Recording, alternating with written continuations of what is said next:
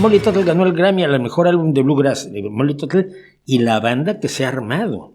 La banda que se ha armado, que es Golden Highway, que tiene una violinista brutal. Ella estaba en uno de los mejores grupos de bluegrass progresivo, que es Mile 12, Milla 12. Y esta Bronwyn Keynes se llama, se salió de Mile 12, entró otra violinista magnífica, por cierto, para irse con Molly Tuttle a Golden Highway.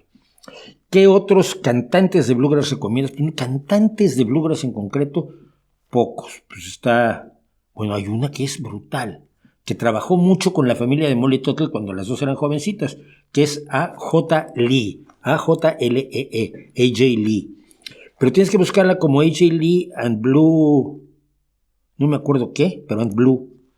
Porque hay una luchadora que se llama A.J. Lee y otra cantante de country que se llama A.J. Lee, pero este es A.J. Lee and Blue algo. Lo voy a buscar porque me parece gravísimo no saberlo. Me encanta su voz, es una de las voces que más me gustan de And Blue Summit, Summit así como cumbre, A.J. Lee and Blue Summit, es un grupazo y ella tiene una voz. Ha ganado 6 veces la mejor cantante de bluegrass, pero cuando tenía 8 añitos y 10 y 11 añitos, no debe tener los 30, porque Molly tiene 31 y es más jovencita que Molly, debe tener 28 años, pero tiene una voz extraordinaria, además que toca la mandolina magníficamente bien, y también tiene una super banda a su alrededor, que es Blue Summit.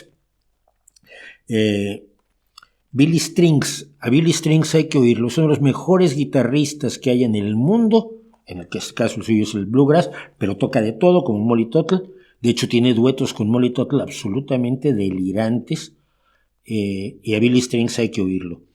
Mile 12 es un grupo al que hay que oír de bluegrass progresivo, y ahora se me olvidan porque yo soy malísimo para los nombres, se me olvidan los nombres de la gente, se me olvidan los nombres de los grupos, pero hay unas enormes cantidades, desde los muy tradicionales como la banda de Del McCraury, hasta gente de la actualidad. ¿Quién no estaría con Molly Tuttle?